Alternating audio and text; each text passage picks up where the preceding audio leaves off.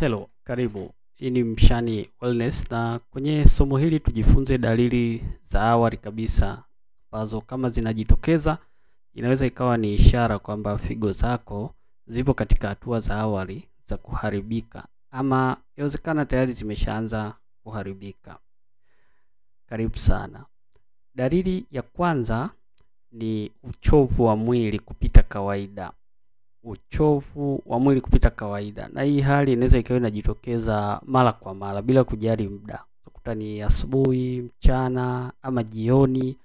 Yaani umepata muda kidogo tu wa kupumzika, unakuta kuinuka tena ile eneo inakuwa ni mtihani. Mara nyingi inasababishwa na mrundikano wa sumu mwilini. Sababu sumu kwa sehemu kubwa zinatolewa na figo. Kwa hiyo figo ikipata changamoto, sumu zinakuwa hazitolewi katika ufanisi unaotakiwa. Kwa hiyo zikirundikana unapata hii changamoto ya uchovu.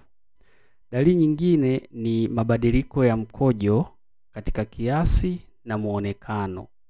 Kwa hivyo kwenye muonekano unaweza kukuta mkojo wako una rangi labda nyekundu ama rangi nyeusi sana, ama unaweza kuwa umeambatana na povu. Hizi ni ishara zote ambazo zinaonekana kuna jambo halipo sawa kwenye figo lako.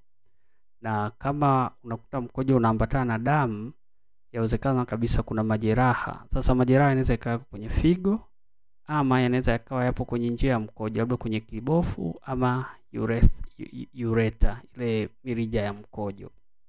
Kwa unapoona dalili yote ya kupungua kwa kiasi ama kuongezeka kiasi cha mkojo pamoja na muonekano wa mkojo, basi ni vizuri kuchukua tahadhari. Dalili nyingine ni mwili kuvimba. Mwili mzima, unaweza kukuta ni usoni, miguuni, mikononi kuna vimba kwa maana ya kujaa maji. Figo inafanya kazi mojawapo muhimu sana ya kuondoa chumvi mwilini. Na chumvi inapokosa udhibiti mwilini inasababisha movement au mtiririko wa maji katika namna ambayo haifai. Mwisho wa siku maji yanatuama na kusababisha mwili kuvimba. Dalili nyingine ni kukojoa mara kwa mara, hasa nyakati za usiku. Unakuta masaa mawili umeamka umeenda kukojoa hata kama ulitumia maji kidogo. Na ukitaka kujaribu hii unatakiwa ufanye hivi. Kabla ya kulala jitahidi masaa 3 kabla hujaenda kulala uache kunywa maji. Kama utaenda kulala masaa 3 baada ya kunywa maji, then hii hali ikawa inakutokea kuamka mara kwenda kukojoa, basi kuna kitu hakipo sawa. Na moja kati ya vitu ambavyo natakiwa vitilie shaka ni figo. Kwa jitahidi sana kuchukua tahadhari. Dalili nyingine ni harufu mbaya ya kinywa, lakini pia unaweza kupata ile ladha ya chuma ama kutu mdomoni. Mara nyingi inasababishwa na mrundikano wa sumu katika mwili. Vile vile dalili nyingine ni ngozi kuwasha. Hakuna upele, hakuna ukurutu, hakuna kitu chochote, lakini ngozi yako inakuwa kuwasha. Mara nyingi unakuta unapotoka kuoga labda. Hii changamoto inaweza ikasababishwa na matatizo ya figo. Na mara nyingi inasababishwa na mrundikano wa sumu. Kwa hiyo kama unapata hii changamoto ya mwili kuwasha, na hata ukitumia dawa, wengi unakuta mnatumia dawa za allergy hazikusaidii, basi jitahidi sana kuchukua tahadhari na kuwahi hospitalini. Dalili nyingine ni mkojo wenye damu. Kwa kifupi, damu haitaki kupita kwenye mkojo. Yaani hutaki kuiona damu kwenye mkojo, kwa sababu chujio kwa maana ya figo haliruhusu zile chembe chembe nyekundu za damu kupita. Kwa hiyo ukiona damu kwenye mkojo, maana yake chembe nyekundu za damu zimepita kwenye figo. Kwa hivyo inaweza kuwa ni majeraha, mara nyingi yanasababishwa kama hivyo na matatizo kama sugu ya maambukizi, ama inaweza kuwa ni ile polycystic, uvimbe kwenye figo ama mawe kwenye figo. Kitu ambacho ni hatari kwa sababu ile ni damu inapotea. Ukiachana tu na zile changamoto za figo, ujue kabisa kwamba damu inapotea, kwa unatakiwa uchukue tahadhari. Dalili nyingine ni tatizo la shinikizo la damu. Nakuta ghafla umepata hii changamoto ya kazi kidogo, tunaona mapigo ya moyo yanakimbia kwelikweli. Unahisi kama moyo unataka kuchomoka. Lakini pia labda unaongea tu, baada ya kumaliza kuongea unaona kabisa unahitaji kupumzika. Yaani shughuli inakuwa ni nzito kwelikweli. Ukitembea kidogo hali inakuwa ni mbaya.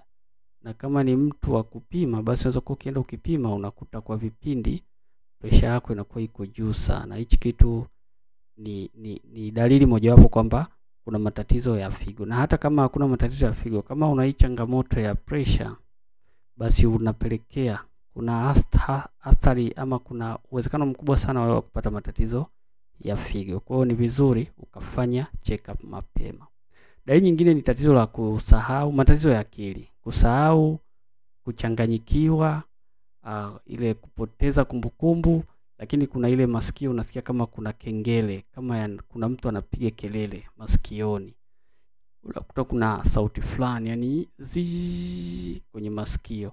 Basi ni ishara mojawapo kwamba kuna shida kwenye figo. Ni moja kati ya dalili za figo, kwa sababu figo linafanya kazi muhimu sana kwenye kuhakikisha kwamba mfumo wa fahamu pia unafanya kazi. Kwa kama kuna changamoto, moja ya dalili zinazoonyesha ni hizo.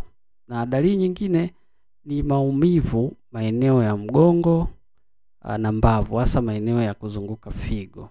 Kama figo inapata changamoto, hasa mawe kwenye figo ama uvimbe kwenye figo ama majeraha kwenye figo ama saratani ya figo, inaweza ikapelekea hii changamoto ya maumivu sana. Lakini vile vile maambukizi yanaweza kusababisha maumivu. Na maumivu mara nyingi yanakuwa kwenye upande wa mbavu na mgongo, usawa wa figo.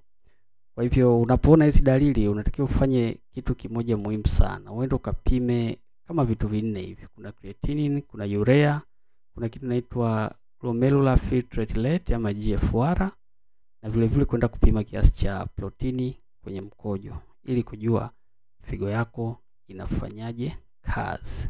Kwa hivyo kama unapata hizi dalili, basi jitahidi sana kufika hospitalini kwa ajili ya kufanya check up ya haya magonjwa ambayo tumeyataja.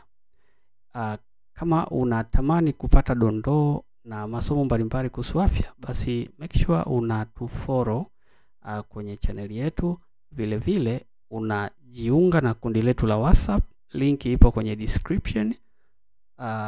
Click hiyo link, itakupeleka moja kwa moja kwenye WhatsApp group na utaendelea kujifunza masomo mbalimbali kuhusu afya yako. See you.